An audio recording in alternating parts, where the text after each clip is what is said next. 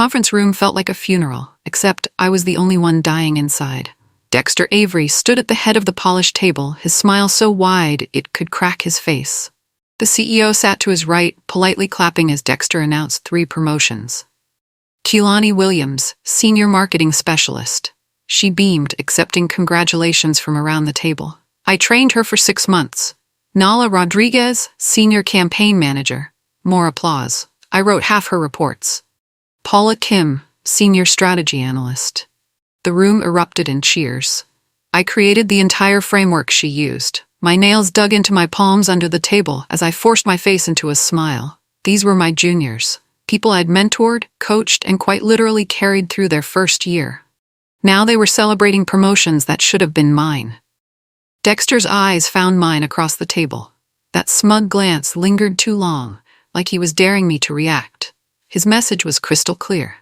Stay in your lane, Andy. Know your place. The CEO shuffled through papers, occasionally glancing at my closed campaign folder. I wondered what he was thinking as he watched me congratulate the very people who'd stolen my thunder. Something cold settled in my chest. This wasn't over. Congratulations, I managed through clenched teeth, shaking each of their hands. The words tasted like poison, but I delivered them with a smile that hurt my face. Bertie Chen, the only coworker I trusted, leaned close and whispered, "You should have been first on that list."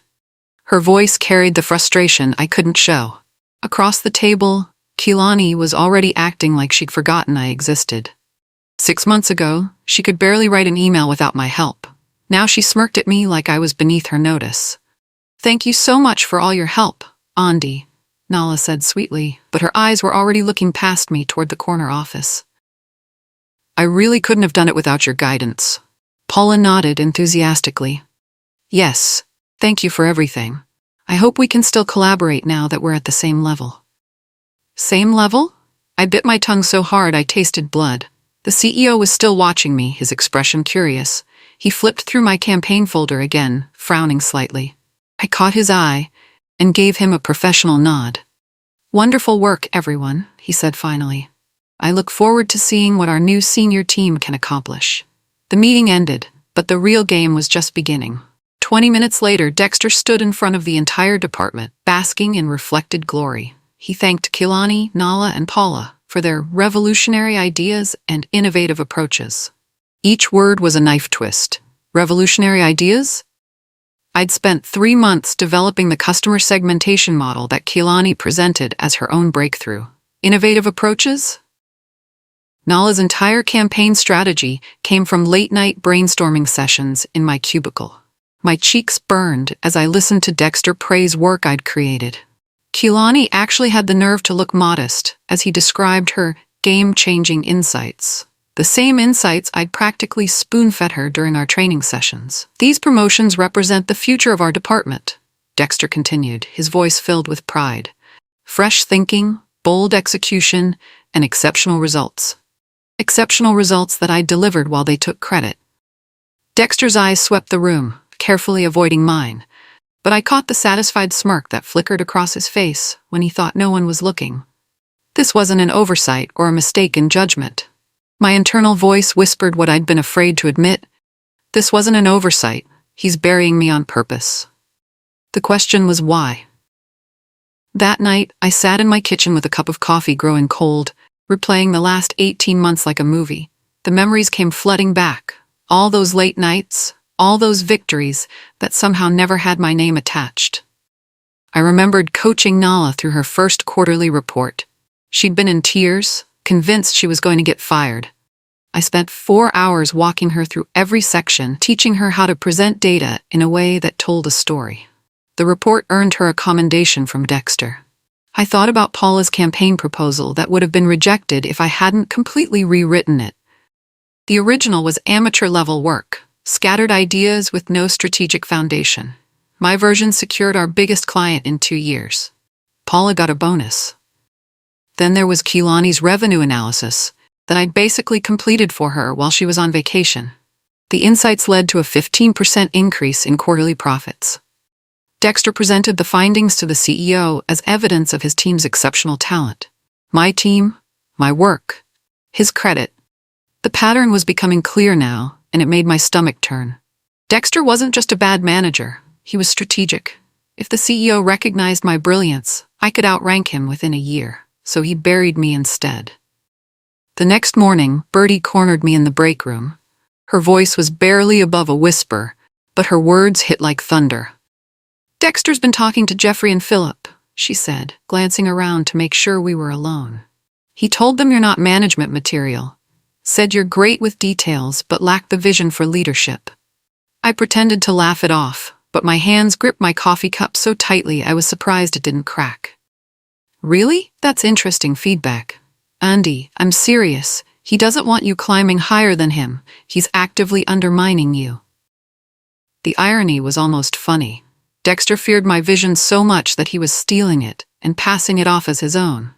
But he couldn't promote me without admitting where all those brilliant ideas were really coming from. "What are you going to do?" Bertie asked. I took a slow sip of coffee, feeling something cold and calculating settle in my chest. "Make sure the right people see what I'm capable of." Bertie raised an eyebrow. "That sounds dangerous." I smiled for the first time in days. Good. Dexter should be scared. The game had changed. If he wanted to play dirty, I'd show him what dirty really looked like. The company's quarterly celebration was held in the main conference room, decorated with balloons and catered lunch. Dexter stood at the front like a proud father, introducing his top performers to visiting executives.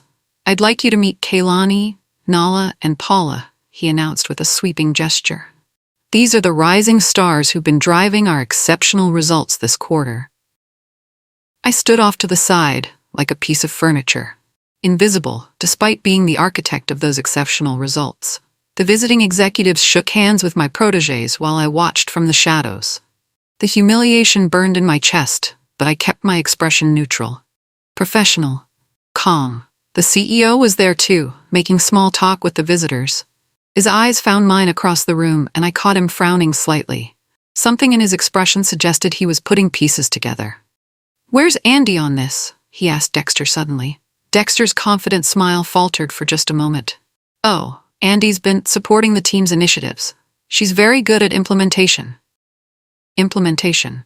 Like I was some kind of secretary taking dictation instead of the strategic mind behind everything they were celebrating. The CEO's frown deepened. "I see." That simple response carried more weight than any speech. That night, I spread 18 months of documentation across my dining room table. Every email, every campaign brief, every strategy document told the same story. I was the engine driving our department's success, while Dexter took credit and my juniors collected promotions. I had timestamps proving I'd worked until midnight, perfecting presentations that Kaylani delivered the next morning.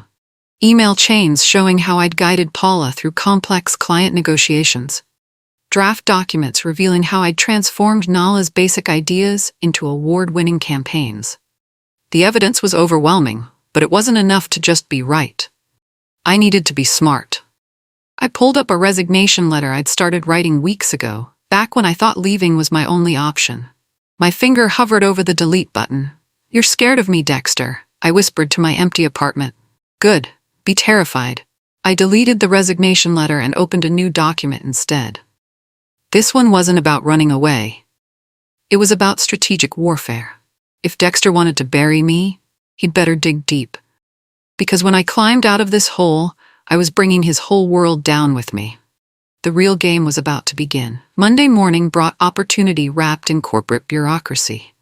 Dexter announced that a cross-department efficiency project needed a volunteer, something about streamlining communication between marketing and finance. "I'd love to take this on," Dexter said with false enthusiasm, "but my plate is completely full with our senior team transitions." Translation, it was beneath him, and he assumed it was beneath everyone else too. "I'll handle it." I volunteered before anyone else could speak. Dexter looked surprised, then pleased. "Excellent. I'm sure you'll do fine with the administrative aspects." Administrative aspects. He really couldn't help himself. Within an hour, I was sitting across from Samson Brooks in finance, reviewing workflow inefficiencies that had been bleeding money for months. Where Dexter saw busy work, I saw an opportunity to showcase strategic thinking at the executive level. These reporting delays are costing us roughly 12% in project momentum, I explained, showing Samson the data visualizations I'd prepared. But if we implement a shared dashboard system, Samson's eyes lit up as I walked him through my proposal. This wasn't administrative. This was revolutionary.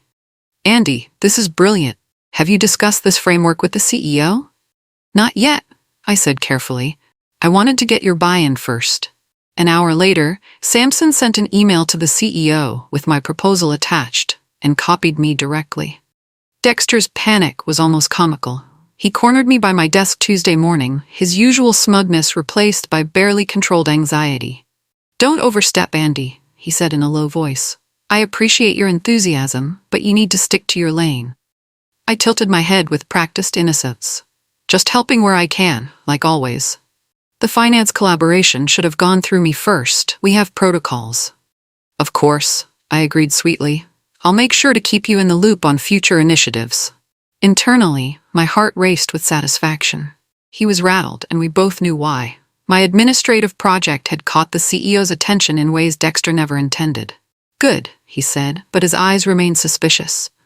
Just remember, I'm still your manager. Everything you do reflects on this department. Translation. Everything you do reflects on me, and I don't want you outshining me. After he walked away, my phone buzzed with a text from Bertie. Dexter's asking Keelani to keep an eye on you. Whatever you're doing, keep doing it. I smiled at my computer screen. If Dexter was deploying spies, it meant he was scared. And scared people make mistakes. Keelani tried to assert her new authority during Wednesday's team meeting, clearly following Dexter's instructions to put me in my place. Andy, Dexter mentioned you're getting a little too detail-obsessed, she said with fake concern. Maybe try to focus on the bigger picture? That's what separates leaders from followers. The room went quiet. 6 months ago, Keelani had been begging me to review her work because she was bad with details. Now she was lecturing me about leadership. I kept my voice calm and professional. That's interesting feedback, Keelani. Speaking of details, how are your retention numbers tracking this month? Her confident smile faltered slightly. We're working on improvements. Down 18% from last quarter, right? Funny how attention to detail might have prevented that slide. The color drained from her face. She'd been so focused on playing politics that she'd let her actual work suffer. Details, it turned out, were exactly what separated effective leaders from pretty faces. I'm sure you'll figure it out, I added with a supportive smile. Let me know if you need any help with the analysis. Dexter shot me a warning look, but several team members were already pulling out their phones to check their own numbers. Keelani looked nervous, and she should be. Details were about to become very important. Thursday brought vindication in the form of a panicked email from Nala. Her latest client report had been rejected, and she was facing a Friday deadline with no idea how to fix it. The client was threatening to walk, which would mean losing a 6-figure account. Can you take a look? She asked, appearing at my desk with printed pages and desperation in her eyes. I know you're busy, but... I spent 4 hours that night rebuilding her entire analysis from scratch. The original report was surface-level fluff, impressive-looking charts with no actionable insights. My version identified 3 untapped revenue streams and projected a 40% ROI increase with proper implementation. Friday morning, Nala submitted my work under her name. By noon, the client had not only approved the report, but requested an expanded partnership. The account value jumped from 6 figures to 7. Samson from finance called me directly. Andy, I just saw the Peterson account numbers. This is exceptional work. I'm forwarding this to the CEO immediately. That's very kind, I said, making sure my voice carried just the right note of humble pride. I'm glad I could help the team succeed. The CEO's response came within an hour. Impressive turnaround. Why wasn't Andy handling this from the start?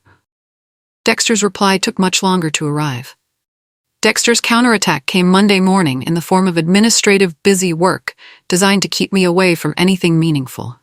Client database updates, filing system reorganization, vendor contact verification, mind-numbing tasks that would consume my days while the senior team handled strategy. I know it's not glamorous, Dexter said with false sympathy, but someone needs to handle the operational foundation. You're so good at this detail work. Translation: stay in your cage while the adults play. I accepted the assignments with a gracious smile, happy to help keep things organized. What Dexter didn't realize was that administrative access gave me visibility into everything, including how badly his promoted protégés were performing. While organizing client files, I documented response time delays. While updating databases, I tracked conversion rate drops. While verifying vendor contacts, I noticed cost overruns that previous management had somehow missed. Every tedious task became intelligence gathering. Every file I organized revealed another crack in Dexter's facade. By Wednesday, I had a comprehensive picture of departmental dysfunction that would make any CEO very, very concerned. Bertie stopped by my desk with coffee. "How are you surviving the punishment detail?" I smiled mysteriously. "Sometimes the best view is from the bottom. You see all the structural weaknesses." The foundation Dexter thought he was building was actually crumbling beneath him. The break room was usually neutral territory, but Thursday afternoon it became a battlefield when Paula started venting about management pressure. "Dexter takes credit for everything," she complained to a small group gathered around the coffee machine. "I spent weeks on the Harrison proposal, and he presented it like it was his idea. Now he's demanding even bigger results without giving us any actual support." I pretended to focus on my sandwich while Bertie casually pulled out her phone, positioning it to capture Paula's increasingly frustrated monologue. "It's like he thinks ideas just magically appear," Paula continued. "Someone does all the real work, and he swoops in for the glory. I'm starting to think these promotions were just ways to make us responsible for his failures." Bingo. Paula was finally seeing what I'd recognized months ago.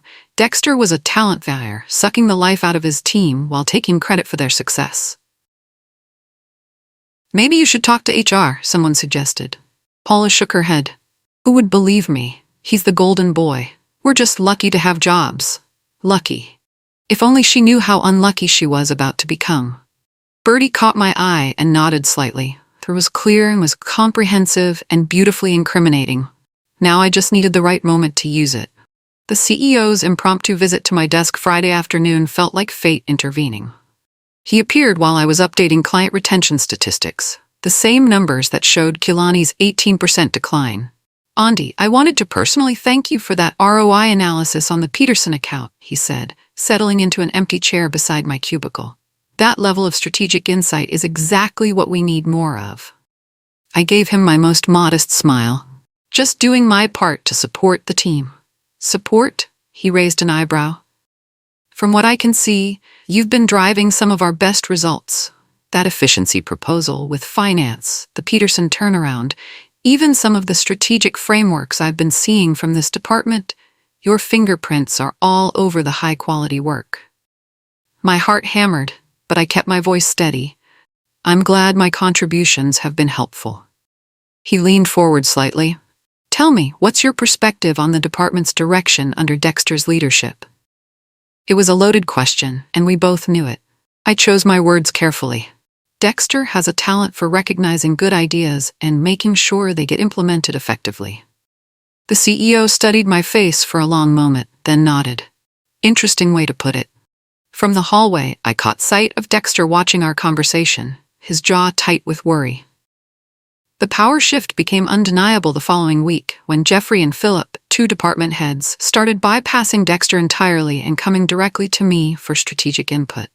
"Andy, we're restructuring the client onboarding process," Jeffrey explained during an impromptu Tuesday meeting. "Your work on the Peterson account showed us we've been thinking too small. Can you help us scale that approach?" I spent 2 hours with them, outlining a comprehensive strategy that would streamline operations across 3 departments.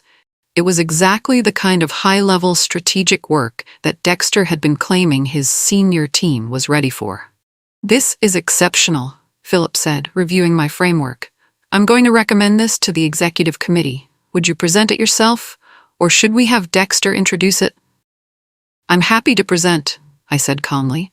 "I know the details best." After they left, I made sure to copy the CEO on my follow-up email, creating a clear paper trail of my strategic involvement. The response was immediate. "Excellent work. Looking forward to seeing this implemented." 20 minutes later, Dexter stormed into my cubicle area, his professional mask finally slipping. "What the hell do you think you're doing?" he hissed under his breath. I looked up from my computer with practiced innocence. "Helping Jeffrey and Philip with their onboarding initiative. Isn't that what team players do?" His face was red with barely controlled anger. "You're undermining my authority. I'm doing my job." Dexter's threat came during what he probably thought was a private moment in the supply closet. He'd cornered me while I was getting printer paper, his voice low and dangerous.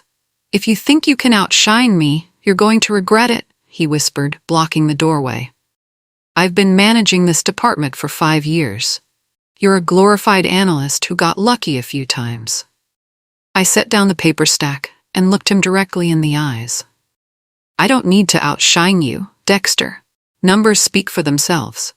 Numbers can be interpreted many ways. True," I agreed calmly, "but results are harder to spin, especially when there's a clear paper trail showing where they really came from."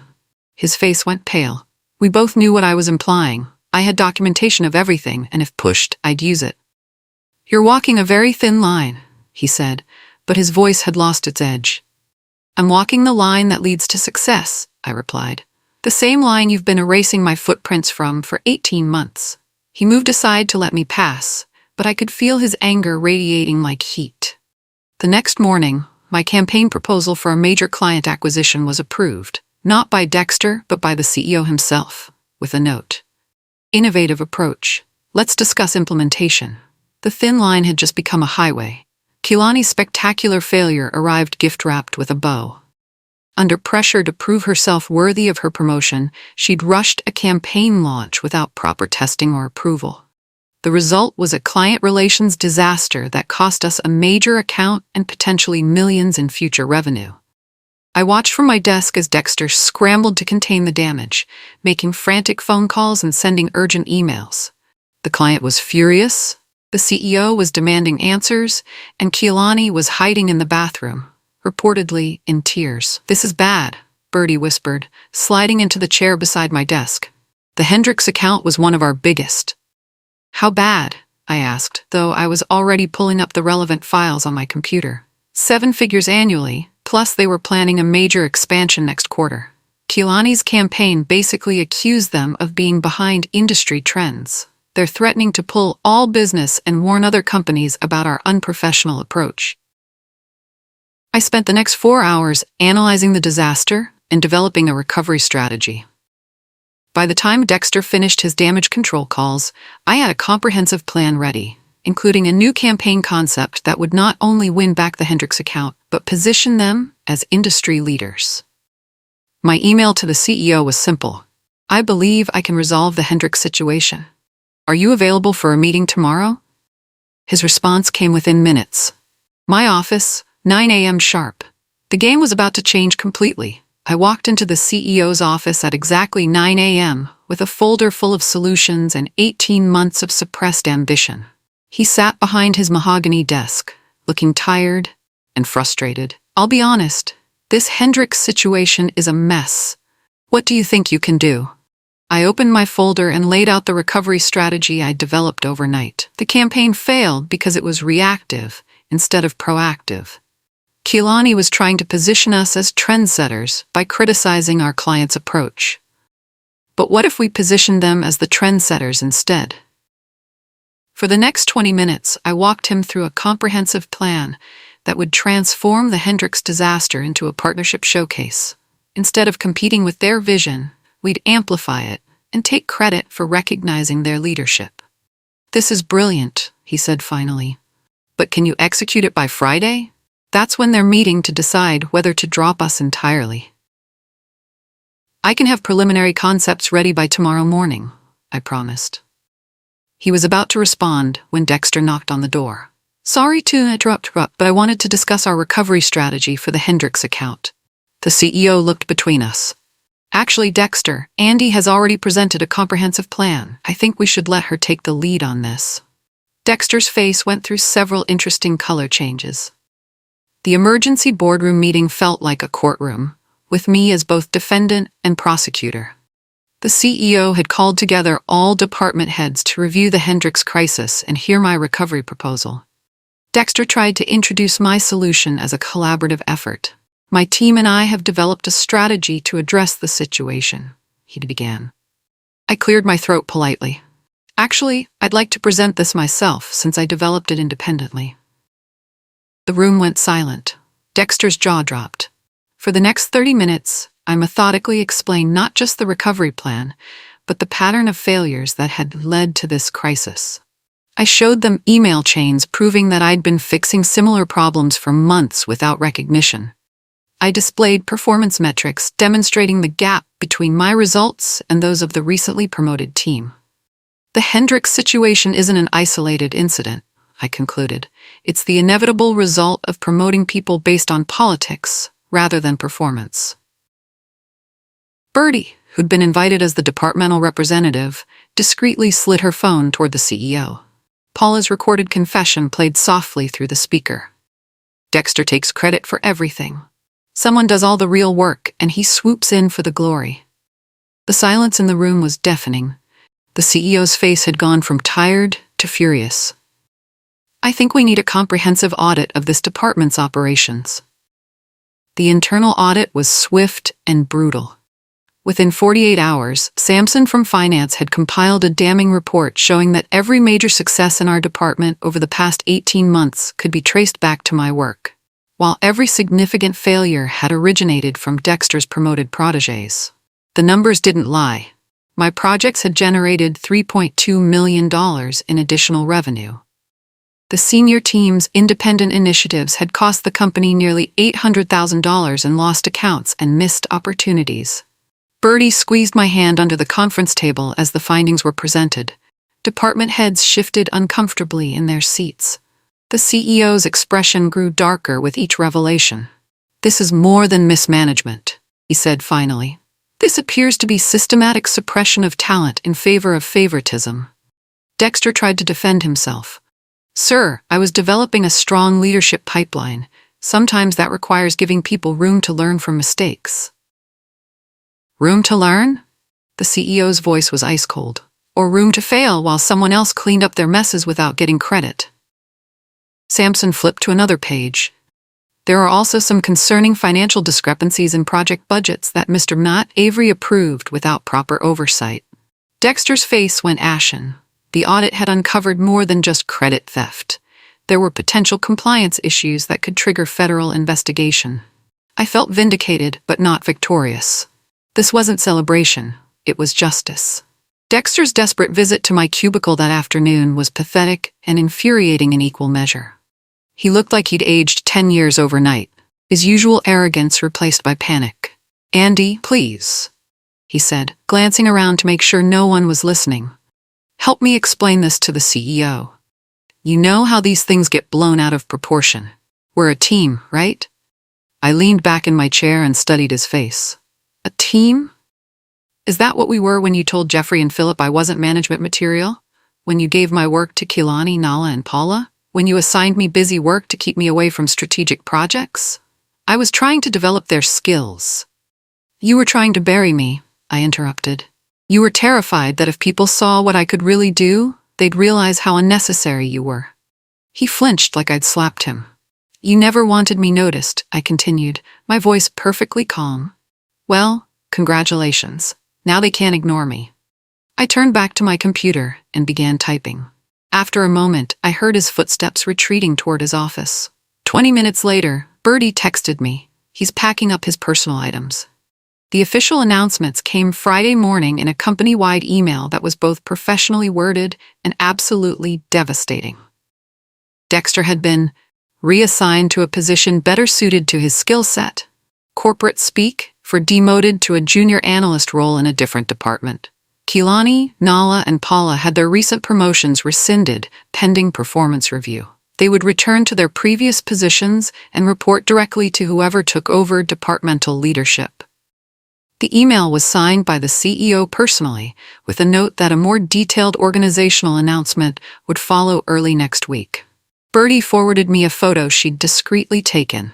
Dexter sitting in a bare office 3 floors down, staring at a basic computer setup that looked identical to what I'd been working with for the past year. "Karma," she texted. I didn't reply immediately. Part of me felt satisfaction, but mostly I felt tired. 18 months of suppressed ambition and stolen credit had finally caught up with everyone involved. My phone buzzed with a message from the CEO's assistant. "Mr. Harrison would like to see you in his office at 3 p.m. The final chapter was about to begin. The CEO's office felt different this time, less like a place where I was being evaluated and more like a place where business was conducted between equals. He gestured for me to sit in one of the leather chairs facing his desk. "Andy, I owe you an apology," he began. "The audit results make it clear that we've been massively underutilizing your talents while rewarding people who were essentially taking credit for your work." I nodded but didn't speak. This felt too important to interrupt.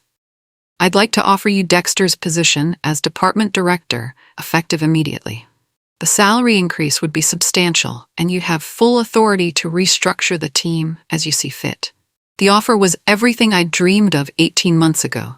Corner office, real authority, recognition for my contributions. It was vindication served on a silver platter. "Sir, I'm incredibly honored by the offer," I said carefully. "But I need to be transparent with you. I've already accepted a position elsewhere." His face fell. "What?" I pulled out a letter from my briefcase. "Thompson and Associates made me an offer I couldn't refuse. Director of Strategic Innovation, with equity participation and full team-building authority." The silence stretched between us like a chasm. "Is there anything we can do to change your mind?" I smiled sadly. "You just did everything you could, but some opportunities come too late." My last day at the company was surreal. Boxes packed, desk cleared, handover documents prepared for whoever would inherit the chaos Dexter had left behind. The Hendricks account had been successfully recovered using my strategy, generating $2.3 million in new revenue that I'd never see credited to my name. But I wouldn't be around to care. Thompson and Associates had been courting me for 6 months, ever since Samson mentioned my efficiency proposal at a finance industry mixer. When the CEO of T&A called personally to discuss bringing revolutionary thinking to strategic consulting, I knew I'd found the right place. The best part? 3 of our biggest clients had already indicated they wanted to follow me to my new firm, having finally learned who was really behind the work they'd been praising for the past year and a half. "Birdie helped me carry my boxes to the parking garage. Dexter's asking everyone if they know where you're going," she said. "Apparently the client retention numbers are looking pretty scary." I loaded the last box into my car and turned to hug her goodbye. "Some bridges are meant to be burned, Birdie, especially when they were never really bridges in the first place." That afternoon, I started my new job with a team that valued strategic thinking over politics and results over relationships. Dexter's department lost $4.7 million in annual revenue within 3 months. I'm sitting in my new corner office now, sunlight streaming through floor-to-ceiling windows that overlook the downtown skyline. The brass nameplate on my door reads Andy Rivers, Director of Strategic Innovation, and seeing it still makes me smile. This morning, I signed a contract with Henderson Industries, the same client Kilani lost through her rushed campaign strategy. They specifically requested to work with the strategic mind behind the Hendricks recovery. Having heard through industry channels exactly who was responsible for that brilliant turnaround. My team here includes some of the smartest people I've ever worked with, and they actually listen when I speak. Novel concept. Birdie texted me yesterday. "Dexter got fired. They're shutting down the whole department and redistributing everyone to other teams. Thought you'd want to know." I did want to know, but not for the reasons people might expect. I wasn't celebrating his failure. I was grateful for the lesson. Sometimes you have to let people underestimate you long enough to gather evidence of who you really are. Some people fear your success so much they'll try to bury it. But here's what they never understand. Talent doesn't stay buried. It finds a way to rise. Make sure you shine so bright they can't ignore you anymore. The story ends, but the career is just beginning.